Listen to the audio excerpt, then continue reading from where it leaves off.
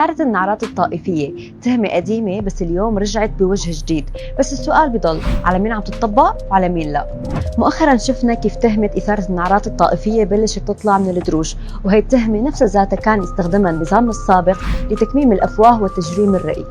اليوم التهمة رجعت، بس المشكلة ما كانت بالقانون، المشكلة كانت كيف عم يتم استخدامها وتطبيقها.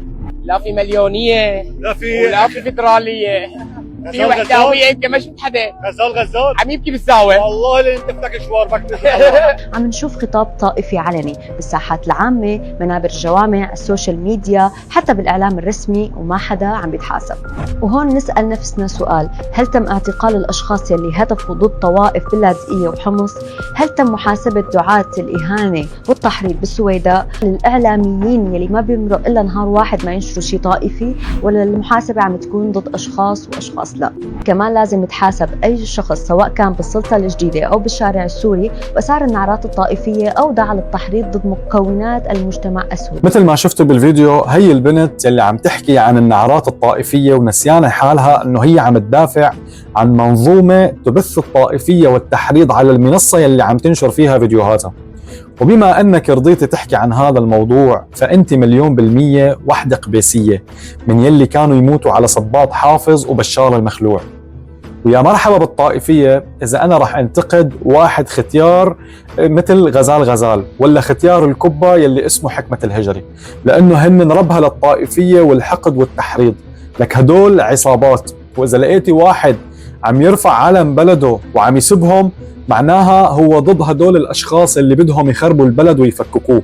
واحدة محجبة طالعة وعم تنتقدي وتنصح الناس اللي هن وطنيين أكثر منك ومن المنصة تبعك. وبعد ما بحثت عن هي المنصة لقيت انه المنصة اللي اسمها هاشتاج سوريا ما عندها لا اعلام ولا رأي حر ولا نقل للحقيقة. هي منصة شغالة ليل نهار عم تبث سم طائفي وتكسر المجتمع السوري من جوا، لما هي عم تستضيف شخصيات مشبوهة ما عندها اي مشروع غير التحريض والحقد وشحن الشارع. كل اللي عم يطلع منها بيثبت انه هدفها مو توعوي ولا هدفها إعلامي، هدفها إشعال فتن اجتماعية وسياسية وضرب النسيج الوطني، وكأنه البلد ناقص وجع وانقسام. وبصراحة ومن دون لف ودوران، هذا النوع من المنصات عم بيلعب بالنار، ووحدتنا الوطنية خط أحمر، وأي حدا بيحاول يعبث فيها فهو شريك مباشر بالفوضى وبالتخريب.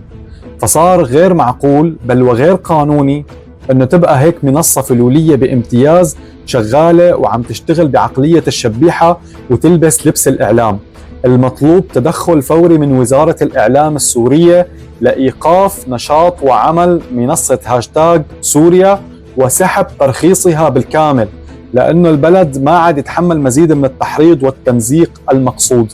ويلي بيزيد الطين بلة انه الوجه الحقيقي لرئيسة تحرير المنصة إيفين دوبا صار مكشوف. منشوراتها القديمة بتثبت كيف كانت لسنين تمجد النظام البائد وجيشه القاتل، واليوم فجأة بدها تطلع علينا بثوب النزاهة والحياد انه تعالوا شوفوني انا عم بحكي عن الوضع الاجتماعي بسوريا.